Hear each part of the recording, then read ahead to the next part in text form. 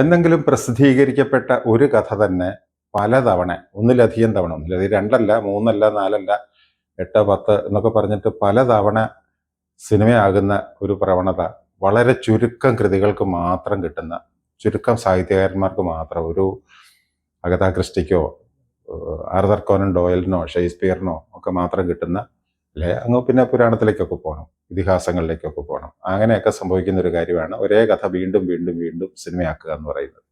ഭാരതത്തിന് ആദ്യമായിട്ട് നോബൽ സമ്മാനം നേടിത്തന്ന മഹാഗുരു, മഹാകവി രവീന്ദ്രനാഥ ടാഗോറിൻ്റെ പ്രശസ്തമായ കൃതിയാണ് നൗക ഡൂബി. 1906 പബ്ലിഷ് ചെയ്തതാണത്. നൗക ഡൂബി എന്ന് പറഞ്ഞാൽ ബോട്ട് അപകടം എന്നുള്ളതാണ്. ബോട്ട് റക്ക് എന്നുള്ള പേരിൽ അതിൻ്റെ ഇംഗ്ലീഷ് ട്രാൻസ്ലേഷനൊക്കെ വന്നിട്ടുണ്ട്. ഇത് കുറേയൊക്കെ ഒരു അസ്വാഭാവികത എന്നോ റിയലിസം ഇല്ലാതെങ്കിൽ ഒരു ഇങ്ങനെ സംഭവിക്കുമോ എന്നൊക്കെ തോന്നാവുന്ന ഒരു സാധനമാണെങ്കിലും അതൊക്കെ മാറ്റി നിർത്തിയാൽ ഇതിലെ മനുഷ്യബന്ധങ്ങളുടെ കഥയെന്ന് പറഞ്ഞാൽ വളരെ രസമായിട്ടുള്ള, ഇങ്ങനെയൊക്കെ സംഭവിച്ചാൽ മനുഷ്യബന്ധങ്ങൾ, മനുഷ്യർ തമ്മിലുള്ള റിലേഷൻസ് എങ്ങനെയായിരിക്കും എന്നൊക്കെ പറയുന്ന അതിൻ്റെ കഥാഗതി എന്ന് പറയുന്നത് വളരെ രസകരമായിട്ടുള്ളൊരു കാര്യമാണ്. ഇത് നോവല് വരുന്ന സമയത്തുള്ള കാലഘട്ടമല്ല, ആ കാലഘട്ടമല്ലല്ലോ ഇപ്പോൾ ഉള്ളത്. ഇപ്പോൾ നല്ല ഒരു 50കളിൽ തുടങ്ങി 50കളിലോ 60കളിലോ ഇതൊന്നും 1906 ടാഗോറിൻ്റെ രചന വരുന്നത്. അത് കഴിഞ്ഞ് പലപ്പോഴായിട്ട് ഇന്ത്യൻ ഭാഷകളിൽ, ഹിന്ദിയിൽ മിലൻ എന്നുള്ള പേരിൽ വന്നിട്ടുണ്ട്, ഖൂങ്ഘട്ട് എന്നുള്ള പേരിൽ വന്നിട്ടുണ്ട്, നൗക ഡൂബി എന്നുള്ള പേരിൽ തന്നെ വന്നിട്ടുണ്ട്. പിന്നെ മാതർകുല മാണിക്യം എന്നുള്ള പേരിൽ തമിഴില്, ചരണദാസി എന്ന് പറഞ്ഞ തെലുങ്കില്, അങ്ങനെ പല പേരിലായിട്ട് പല ഇതിൽ സംഗതി ഒന്ന് തന്നെയാണ്. ഒരു ബോട്ടപകടം സംഭവിക്കുന്നതും ആ ബോട്ടപകടത്തെ തുടർന്ന് അതിൽ പെട്ടുപോയ ആൾക്കാരുടെ കഥയാണ് ഇതിൽ വരുന്ന ഈ ടാഗോറിൻ്റെ കഥ എന്ന് പറയുന്നത്. അങ്ങനെ എടുത്തതിൻ്റെ ഫലമാണോ എന്നുള്ളത് അറിയില്ല. ഇത് തമിഴിലൊക്കെ വന്നു കഴിഞ്ഞപ്പം ഈ ബോട്ടപകടം എന്ന് പറയുന്ന സാധനം മാറ്റിയിട്ട് ട്രെയിൻ അപകടമാക്കി. അങ്ങനെ 1968 മലയാളത്തിൽ വന്നൊരു പടമായിരുന്നു അഗ്നി പരീക്ഷ എന്ന് പറയുന്നത്. മുഹമ്മദ് ആസം ഭായി എന്നുള്ള പേരിൽ അറിയപ്പെട്ടിരുന്ന അദ്ദേഹത്തിന്റെ അസീം കമ്പനി അവതരിപ്പിക്കുന്ന ദീപക് കമ്പൈൻസിന്റെ ബാനറിൽ വന്ന പടമായിരുന്നു അഗ്നി പരീക്ഷ. സംവിധാനം ചെയ്തത് എം കൃഷ്ണൻ നായരാണ്. അപ്പൊ ഇതില് 2 പ്രധാന കാര്യങ്ങളാണ് ഈ കഥയിൽ സംഭവിക്കുന്നത്. 2 പ്രധാന കാര്യങ്ങൾ, പിന്നെ ഒരു ചെറിയ കാര്യം. അതാണ് ഈ കഥയുടെ മൊത്തം ഇതിന്റെ ഒരു സർവ്വ ഗുലുമാലും സൃഷ്ടിക്കുന്നത്. 2 കല്യാണങ്ങൾ. ഒന്ന്, സത്യൻ അഭിനയിക്കുന്ന വേഷം. ഞാൻ കഥാപാത്രങ്ങളുടെ പേര് വരും, നടന്മാരുടെ പേര് തന്നെ പറയാം, ഓർത്തിരിക്കാൻ സൗകര്യത്തിന്. സത്യന് അഭിനയിക്കുന്ന ഒരു ഡോക്ടറുടെ വേഷമുണ്ട്.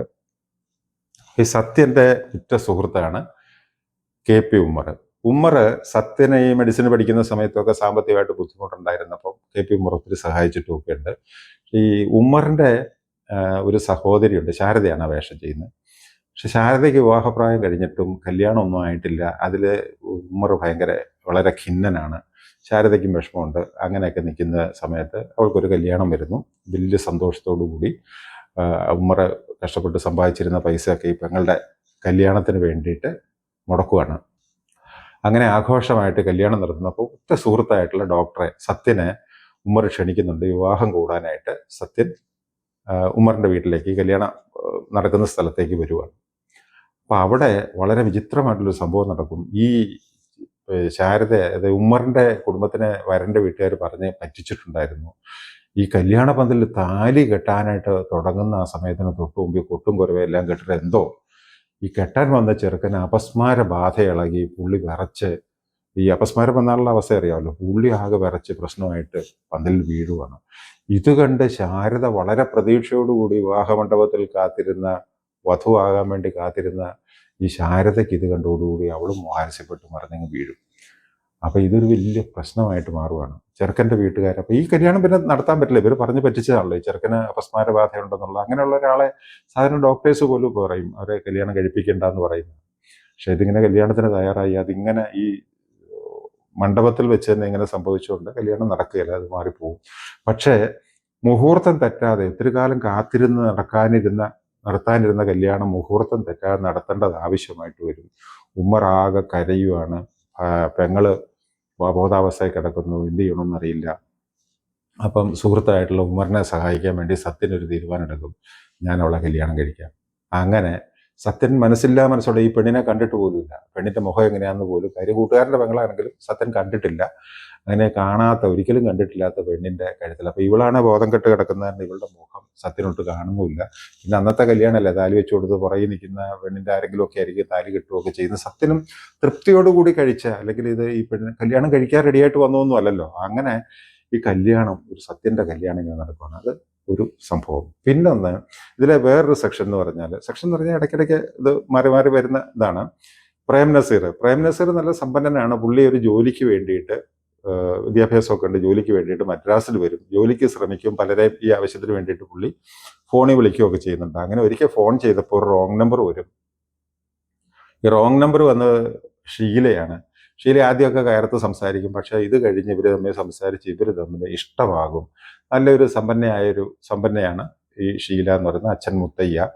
അപ്പൊ ഇവര് നസീറിനെ കണ്ടു, ഇഷ്ടപ്പെട്ടു, മാന്യനാണെന്നൊക്കെ പറഞ്ഞ് ഇവർ തമ്മിൽ പ്രണയത്തിലാകും. ഈ കല്യാണം കഴിപ്പിക്കാനായിട്ട് മുത്തയ്യ തയ്യാറാണ്.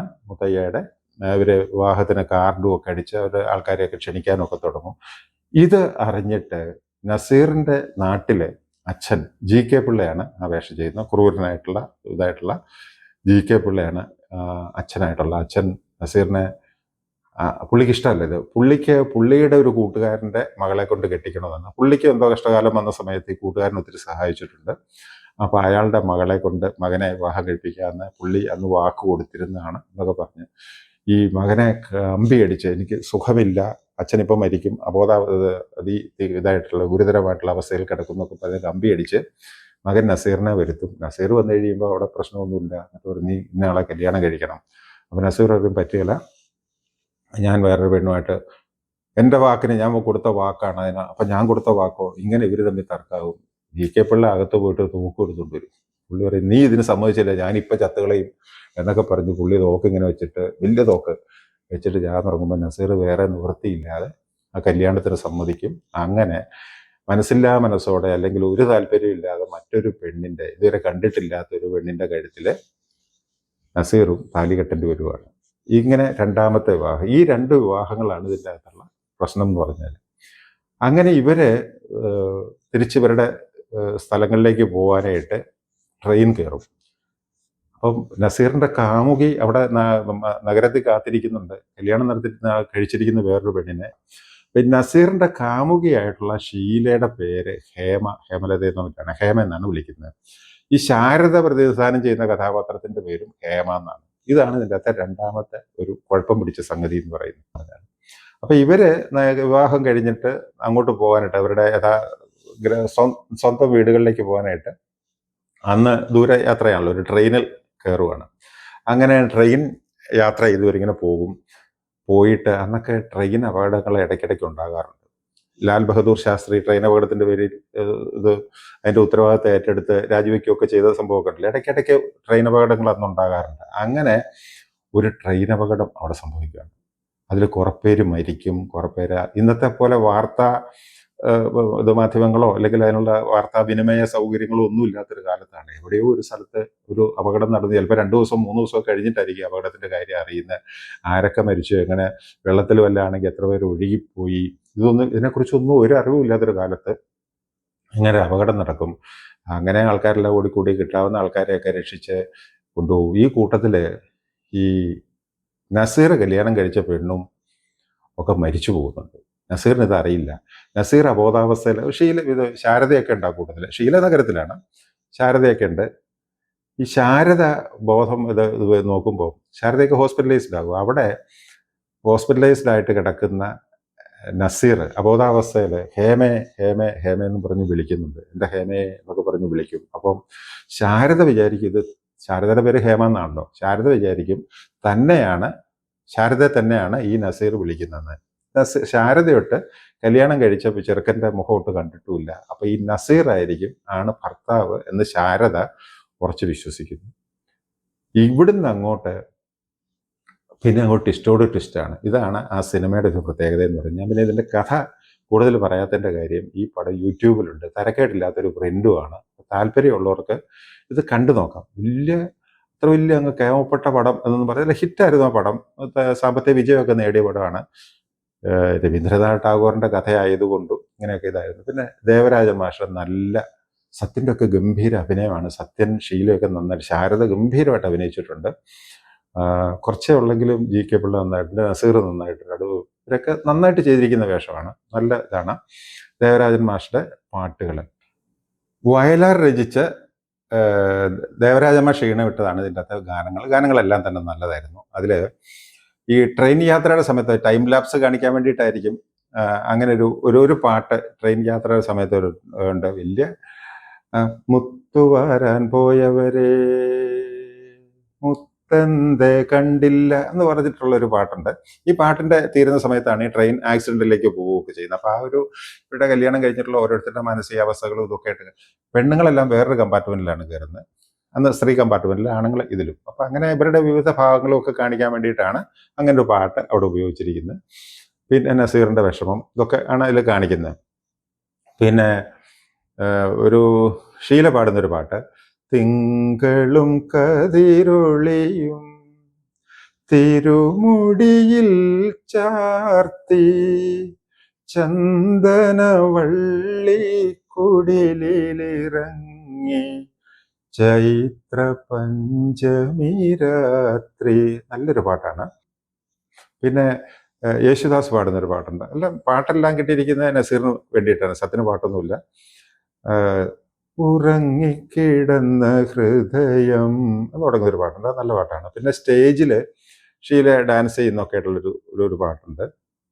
ഷീലയും കൂട്ടുകാരികളും കൂടെ ചേർന്നിട്ട് കൈരളി കൈരളി എന്ന് തുടങ്ങുന്നൊരു പാട്ട്, അതും നല്ല രസമായിട്ടൊക്കെ എടുത്തിട്ടുള്ളൊരു പാട്ടാണ്. പൊതുവെ ഇങ്ങനെ ഈ സസ്പെൻസും ഇതുമൊക്കെ ആയിട്ട് കണ്ണീരും ഇതുമൊക്കെ ആയിട്ട് വന്നിട്ട് പക്ഷെ അവസാനം എല്ലാം ചേർന്ന് എല്ലാം കലങ്ങി തെളിഞ്ഞ് എല്ലാം ശുഭപര്യവസായിയായിട്ട് തീരുന്ന ഒരു പടമായിരുന്നു ഈ അഗ്നി പരീക്ഷ എന്ന് പറയുന്നത്. താല്പര്യമുള്ളവർക്ക് വേണമെങ്കിൽ ഒന്ന് കണ്ടു നോക്കാവുന്നതാണ്.